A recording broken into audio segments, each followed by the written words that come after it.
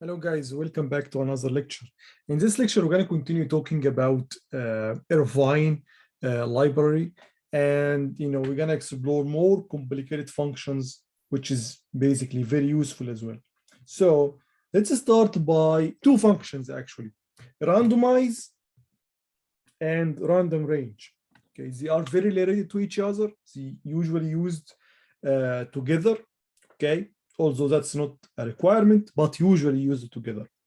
So randomize is basically use a computer timer to set a seed for a random number generation. So whenever you guys study any programming language, and you study the part in which this programming language is how to generate using this programming language a random number, you usually learn about seeds. So basically, in programming languages, we generate pseudo random numbers. We cannot actually generate pure random numbers, but usually we have some mathematical formulas. These mathematical formulas need some initial number, which you call the seed, and based on that seed, it generates a sequence of numbers that looks like they are random numbers. Okay. But the problem is that for these mathematical formulas or function or equations, if the seed is the same each time you use this function, the sequence that you're going to generate will be the same. So in order to really for these numbers to look really like random numbers, we need to change the seed each time we use this function. And that's what basically randomize do. So randomize, it sets a seed based on the current timer. Since the timer of the computer never stops, usually it always incrementing. So if we use randomize, we set the seed to a different value each time we want to generate a random number. And how to generate a random number? Basically used a random range. Random range is a complex function. It's not just generate a random number, it generates a random number based on some range and this range is from 0 to the value inside EAX. Okay. So for example, if EAX is equal to 10, for example, then the random number that will be generated will be from 0 to 9. It's always EAX minus 1. Okay. If you want to generate a random number for 1 to 10, then you should increment the X after executing or after calling for random range. So random range generate an unsigned random number in the range from the 0 to the value inside the X minus 1. Okay, and the seed is based on come from the setting of randomize. So if each time you want to generate a pure random number or pseudo or what looks like a random number, you should use randomize each time before using random range. Okay, so here is a little program which is really interesting, in which we generate 10 random numbers. Okay, so let's move step by step in that program and see how it works. So we need since random range generate one number times, so we need a loop. So, and since we need to generate 10 random numbers, we set the loop iterator, which is ACX, to 10. Then we, generate a seed called randomize. Then we go into the loop in which we're gonna do, the generation.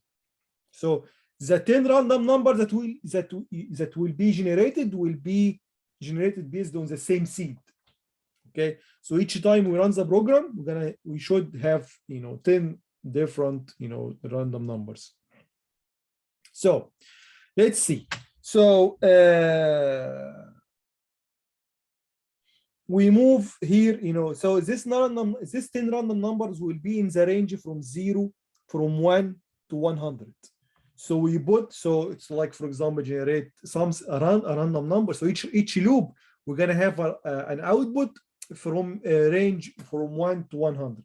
Okay, although till this moment, since we put in AX 100, the range will be from 0 to 99, but we're gonna fix this.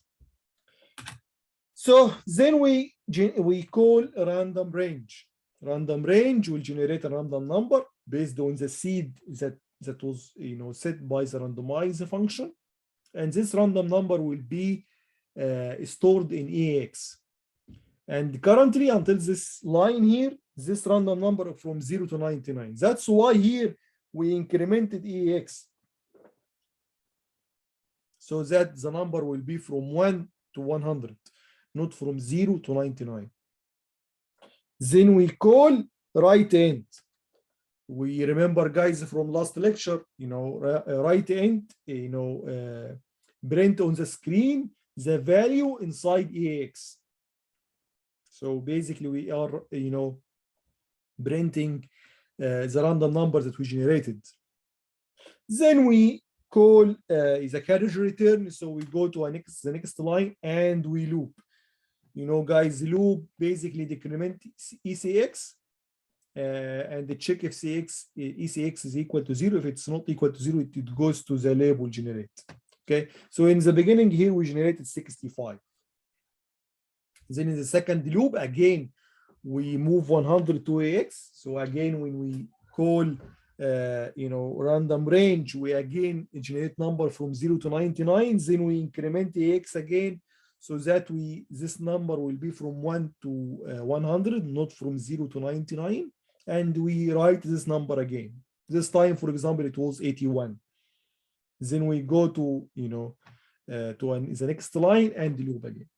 So here is 10 random numbers that was generated using such neat code. Very nice code, basically. Okay, another function which is really also important, the get milliseconds. So that's basically read the timer or print the time as a number. It stores this time in EAX, then you can print it basically. And it has a very neat, or important usage or function when we need to measure the delay of some part in a code. So, for example, let's say that we want to measure the delay in which we take, or the program takes, to generate this how many number of random variables, which is basically here 100 million random variables. That's basically the same. This code here is the same code that we used in the previous slide, in which we generate numbers from 1 to 100. Okay, so what we're gonna do here, we call get milliseconds. Get milliseconds will read the current time of the computer and put the number into EAX. We write this number on the screen, and we then call the carriage return, and that's the current number. Then we execute that code, that loop basically, okay, which is 100 million times, or a loop of 100 million times. Okay, then we call again get millisecond and print, so this is the time before the execution of the random number generation code, and this is the time after. And of course, if you subtract both from each other, then you get the delay or the execution time of this part of the code here, which is very important, very important. Okay. Finally, string length. We all the time use strings, and we need to know sometimes that the length of this, especially with very long strings. So here there are two examples. We have a very long string, which has 50 characters, and we have here another message or another string with just 4 characters.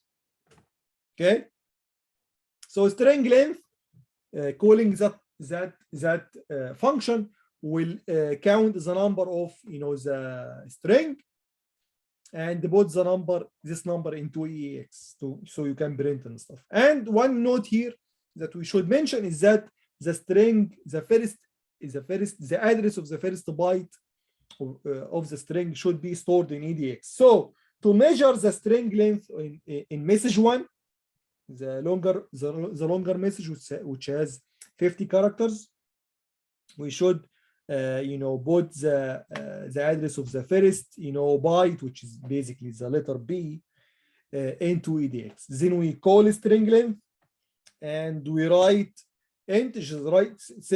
Calling string length will store the length, which is 50, into AX.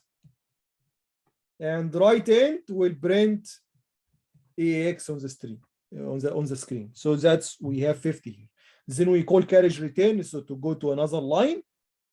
Then we repeat the same stuff for message 2. The message 2 is very easy. You can count them 1, 2, 3, 4. That's why here we printed 4 on the screen. That's it, guys, for the second, you know, for you know, this part of the lecture, and this part basically on Irvine Library Functions. We explored in this lecture basically, you know, in both lectures, some of the Irvine Library. Of course, there are many other functions. If we needed some of them, you know, in the future, we're gonna explore what we need in detail. But these are, you know, the functions that we explored in that video and the previous video are the most, you know, interesting and most important ones that we're gonna use in the rest of our semester. Thank you very much, guys, for watching this video, and see you in the next video. Bye-bye.